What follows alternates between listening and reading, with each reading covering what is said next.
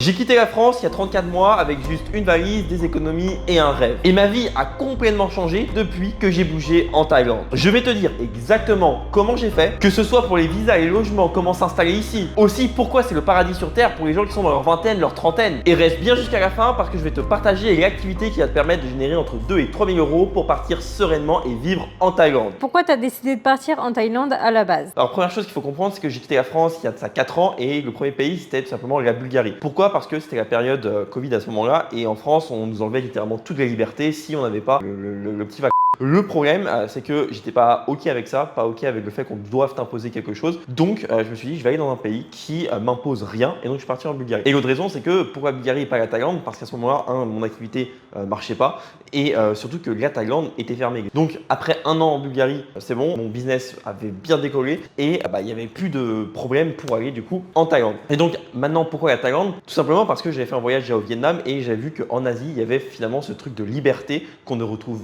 pas en Europe et aussi ce truc de facilité. C'est-à-dire que, on va peut-être en parler dans la vidéo, mais aujourd'hui, tout est simple lorsque tu vis dans des pays d'Asie. Tu as envie de commander quelque chose, tu commandes, tu as envie de sortir parce que tu as oublié, je sais pas, par exemple du papier de toilette, tu as une supérette qui va être ouverte 24 heures sur 24. En fait, tu as la simplicité. Ok, et t'as pas peur qu'on te colle l'étiquette digital nomade, loser qui fuit sa vie? Alors, en soi, un loser, il faudrait plus ou moins définir ce que c'est. Pour moi, un loser, c'est une personne qui subit une situation qu'il a.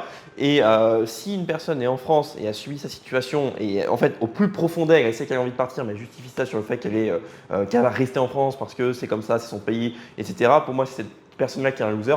Parce qu'aujourd'hui, combien de personnes vivent d'une activité en ligne? Il y en a très peu. Parce que ça demande du courage, ça demande des compétences, ça demande d'aller au-delà de ses peurs, ça demande d'aller au-delà du jugement de sa famille, de ses amis, etc. Donc pour moi, non, si tu fais les choses bien, si à partir du moment où tu vis pas du RSA, tu vis de ta propre activité, au contraire, moi je respecte ça. C'est un mec qui a choisi d'être libre, qui a décidé d'avoir sa valeur numéro une comme la liberté et il respecte ses valeurs, il se trahit pas. Donc pour moi, non, c'est un acte de courage. Et avec combien tu peux vivre bien par mois là-bas? Alors, en Thaïlande, il y a eu ce cliché qui était du 600 euros. Le problème, c'est que aujourd'hui, si tu veux vivre avec 600 euros en Thaïlande, il faudra aller dans des régions qui sont plus reculées où personne ne parle anglais. Donc, c'est pas l'idéal parce qu'aujourd'hui, tu n'auras aucun lien social. Si tu veux vivre dans une ville touristique comme Chiang Mai, Bangkok, Phuket, Koh Samui, etc., il te faudra au moins 1000 euros. Mais 1000 euros, c'est vraiment en mode tu ne sors pas, tu manges street food, tu as un petit logement, etc. Et là, c'est vraiment si tu n'en peux plus de la France. Et même si tu vis dans un petit appart à l'autre bout du monde, bah toi ça te suffit et tu te sens beaucoup plus heureux. Si vraiment tu veux bien vivre, une activité qui te permet de générer 1500 euros, et là tu pourras très bien vivre, tu seras tranquille. Et après, si tu arrives sur du 2000, 2500, 3000 euros, à 3000 euros, tu seras vraiment très bien. C'est facile de trouver un appart? Alors pour trouver un appartement, c'est super facile. Je sais qu'en France, on est habitué à, lorsqu'il y a un appartement, il faut envoyer 36 000 documents, comme quoi tu gagnes bien autant qu'un ministre limite, sinon il ne t'accepte pas, il faut limite tu montes toutes tes économies. Allez en Thaïlande, tu arrives, tu vas sur un site comme par exemple Living Insider, tu as tous les appartements, tu contactes tous les agents immobiliers, tu fais une visite d'appartement, tu as l'appartement limite dans la journée. Donc en Thaïlande, ça se fait très facilement, très rapidement et tu n'as pas besoin de devoir justifier 36 000 choses. Et c'est ça que j'aime bien dans ces pays-là, c'est qu'il n'y a pas 36 000 papiers. Faut un visa pour s'installer? Comment ça marche? Alors effectivement, pour s'installer en Thaïlande, il faut un visa, logiquement. Mais dans les pays d'Asie du Sud-Est, la Thaïlande, à l'heure où je tourne cette vidéo, est le pays qui offre le plus de possibilités et de facilités au niveau des visas.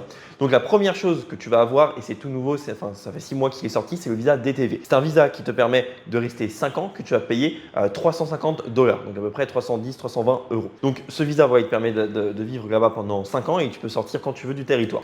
L'autre stratégie que tu pouvais avoir et que beaucoup ont fait avant, c'était le visa étudiant. Et le truc, c'est que voilà, pendant un an, tu étudies le thaï, tu as des leçons et c'est à peu près 3 à 6 heures de leçons par semaine. Et le seul truc, tu peux pas sortir quand tu veux du pays, il faut à chaque fois payer 50 euros. Et si aujourd'hui tu es vraiment intéressé pour faire ce visa DTV, tu as qu'à regarder une vidéo que j'ai faite, tu tapes DTV Thomas Ribeiro. Tu te vois vivre ici encore 10 ans ou c'est juste une phase? Si tu es plus aujourd'hui dans un état d'esprit un petit peu GTA comme moi, où vraiment tu es dans ta vingtaine, tu es dans ta trentaine, tu as vraiment envie de profiter, tu as vraiment envie d'avoir de la stimulation, en fait Bangkok c'est parfait. Si tu commences à être un petit peu plus entre guillemets âgé, tu vas vers tes 35, 40, 45 ans, tu vas voir peut-être plus Chiang Mai qui est un peu plus tranquille, ou alors Les îles, je sais qu'il y a beaucoup de personnes qui aiment bien être tranquille, je veux dire, dans les îles. Il y a un mood pour tout le monde et donc moi, oui, je me vois encore en Thaïlande parce que ce pays, il valide en fait plein de critères. Il valide par exemple la météo, pour moi c'est super important, il faut qu'il fasse beau, sinon je suis tout le temps déprimé. Il faut que les gens soient gentils. Là, je sens que les gens sont hyper gentils, hyper accueillants. Donc en fait, il y a une énergie qui est bonne. Aujourd'hui, tu vas à Paris, tu sens pas que l'énergie est très bonne, tu vois. Et du coup,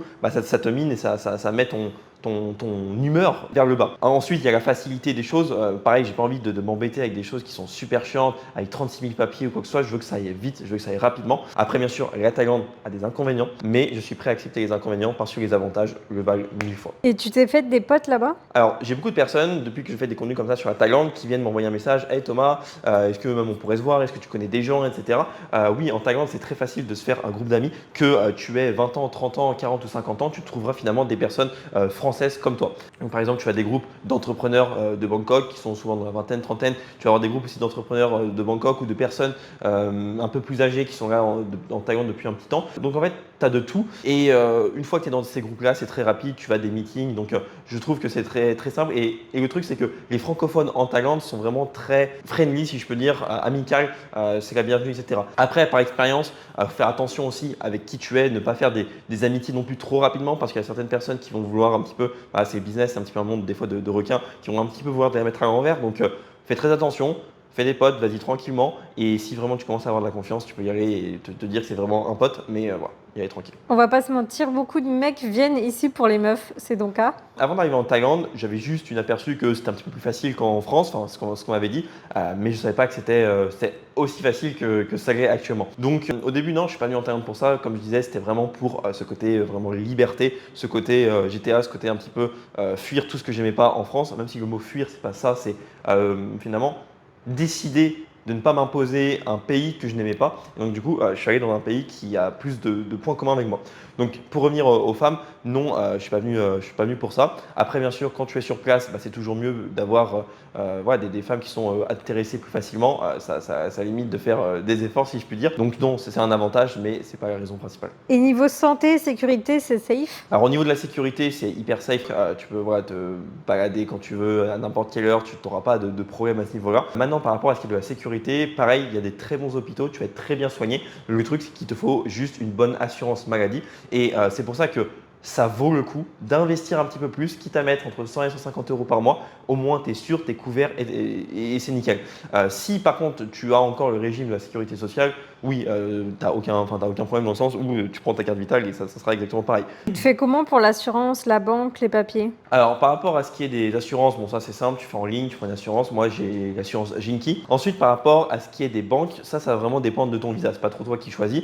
Si tu as un visa étudiant, tu peux encore ouvrir une banque. Malheureusement, si tu as le visa DTV, pour le moment, ils ne l'ont pas autorisé. Enfin, ils n'autorisent pas que tu ouvres une banque avec ça. Donc, prends une banque en ligne, c'est beaucoup plus simple. Tu prends un Revolut et ça le fait. Ensuite, par rapport à ce qui est des papiers, en soi, bon, il n'y a pas beaucoup de papiers autres que ceux des visas. Et ça, de toute façon, j'ai fait une vidéo sur ça. Et tu bosses vraiment là-bas ou tu utilises le Pôle emploi? Alors, ça, c'est une question qui est drôle. Beaucoup de personnes dans les commentaires me disent de toute façon, tu as Pôle emploi, d'ici 6 mois, tu vas revenir. Bon, les gars, ça va faire 3 ans que je suis là et sinon, j'ai travaillé que 6 mois dans toute ma vie en tant que salarié et encore, j'en suis sûr, c'est moins, vu qu'à chaque fois, je me faisais virer ou je quittais mon taf. Donc, ça veut dire que le Pôle emploi, j'aurais bien rincé. Et du coup, non. En gros, moi, ce qui m'a permis vraiment de vivre ici, c'est que j'avais une activité de coach sportif et j'ai aussi fait une activité, ce qu'on appelle le setting closing. C'est une activité du coup qui te demande aucune compétence de départ. Ça ne te demande pas de passer 10 heures par jour, tu as juste besoin de 2 heures et tu peux faire ça d'où tu veux, quand tu veux. Donc, c'est vraiment pratique pour mettre un premier pas dans les activités en ligne et aujourd'hui, littéralement, tout le monde peut le faire. Je ne dis pas ça pour faire beau ou quoi que ce soit, c'est que si aujourd'hui voilà, tu ne peux pas faire du setting, c'est un petit peu compliqué. Et là, je ne vais pas rentrer en détail dans cette activité parce que ce n'est pas le but de la vidéo. Mais si aujourd'hui, tu vois que tout ce que je t'ai présenté au niveau de la Thaïlande sont des avantages, des choses que toi aussi tu as envie de vivre, que tu n'as plus envie d'avoir la boule au ventre le matin, être stressé, tu n'as plus envie des bouchons, tu n'as plus envie non plus d'avoir un patron qui te gueule dessus et que tu as vraiment du coup envie d'aller en Thaïlande, voilà, tu sais, tes économies, ça ne te suffira pas. Au bout d'un moment, il faudra une activité en ligne et si tu veux qu'on discute de ça, comment toi tu peux vivre de cette activité pour que d'ici 3-6 mois, tu puisses partir en Thaïlande, directement, clique sur le lien dans la description et comme ça, on pourra voir en appel comment mener à bien ce projet. Tu penses que rester en France aujourd'hui, c'est un mauvais choix? Pour moi, vu comment la situation de la France va et le retour que j'ai des gens, ça va très mal en France. Les gens ne sont plus heureux, les gens sont déprimés. Il y a rien finalement qui va, il y a de l'insécurité. Donc, pour les personnes qui sentent mal en France, en fait, pourquoi rester dans un pays qui ne t'apportent pas ce que tu veux. Donc là, oui, pour ces personnes. Mais si tu es une personne qui adore la France, tu te sens super bien, en fait, reste-y. Mais personnellement, c'est mon avis juste personnel, je présage un très mauvais avenir, malheureusement, à la France. D'ici 2030, pour moi, il faudrait partir. Je sens qu'il pourrait passer quelque chose. Donc après, c'est juste mon opinion. Et tu as un message pour ceux qui rêvent d'expatriation mais ne font rien. En fait, je pourrais te dire, allez, fonce. Tu verras, ça sera bien. Mais en fait, c'est pas à moi de te convaincre dans le sens où si aujourd'hui ta situation en France elle est pas bien, si aujourd'hui tu es constamment stressé, si aujourd'hui voilà, tu as la boule au ventre, si aujourd'hui tu n'es pas heureux, si aujourd'hui tu es déprimé, en fait, au bout d'un moment, cette douleur que tu as au quotidien, si elle ne sert pas à te réveiller, c'est pas moi qui vais te convaincre. Donc en fait, vois les choses en face, aie du courage parce qu'à la fin de la journée, la vie récompense que ceux qui ont du courage. Donc le message que j'ai, c'est tu as quelque chose qui ne va pas dans ta vie, tu te donnes les moyens et tu vas chercher tes objectifs. Et c'est pour ça que quand des fois j'ai des personnes qui sont en appel qui me disent ouais mais Thomas, je sais pas, je suis en mode, je vais pas passer par quatre chemins. Aujourd'hui, ta situation elle te convient pas. Tu passes à l'action, tu passes pas à l'action. Et à la fin de la journée, dans 6 mois, dans 1 an, tu vas juste mériter la décision que tu as prise aujourd'hui. Donc si aujourd'hui tu prends la ferme décision de changer ta vie, et ben en fait tu pourrais être content de toi, d'avoir cette vie, d'être en Thaïlande et tu te diras purée, merci. Tu vas être plein de gratitude et ta vie après, plein de bonnes choses vont s'enchaîner. Si tu prends cette décision de rester, bah en fait tu prends la décision qui va contre ce que tu veux au fond de toi et à chaque fois qu'on prend une décision qui va contre ce qu'on veut au fond, ça finit jamais bien.